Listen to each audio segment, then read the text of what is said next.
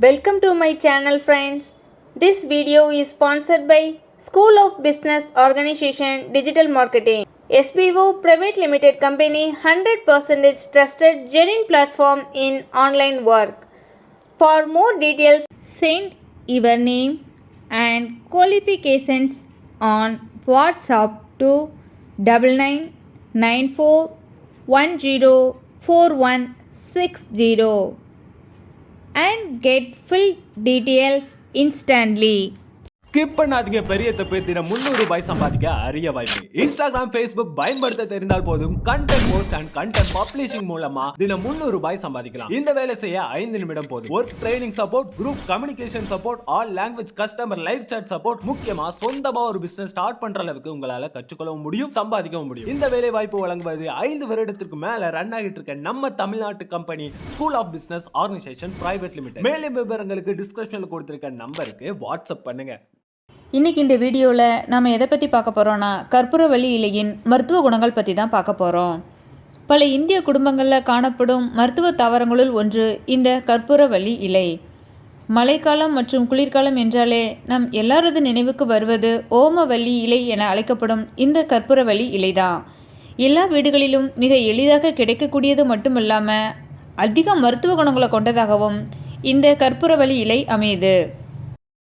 இந்த கற்பூரவள்ளி இலையானது புதராக வளரக்கூடியது, வாசனை மிகுந்தது, இலை தடிப்பானது, விளிம்பு கூர்மையற்ற பற்களைப் போல இருக்கும், மெல்லிய ரோம வளரிகள் உண்டு, சுவையானது காரத்தன்மையை கொண்டது மற்றும் இதற்கென தனி மணமும் உண்டு.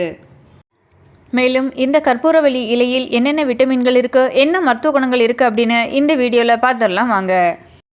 கற்பூரவள்ளியில் இருக்கும் விட்டமின் அப்படின்னு பார்த்தீங்கன்னா விட்டமின் ஏ, விட்டமின் சி, இரும்பு சத்து, பொட்டாசியம், நார்ச்சத்து, ஆல்ஃபா லியூனிக் அமிலம், ஒமேகா 3, கொழுப்பு சத்து அப்படின்னு பலதரப்பட்ட விட்டமின்கள் உள்ளடக்கியதா இந்த கற்பூரவள்ளி இருக்குது.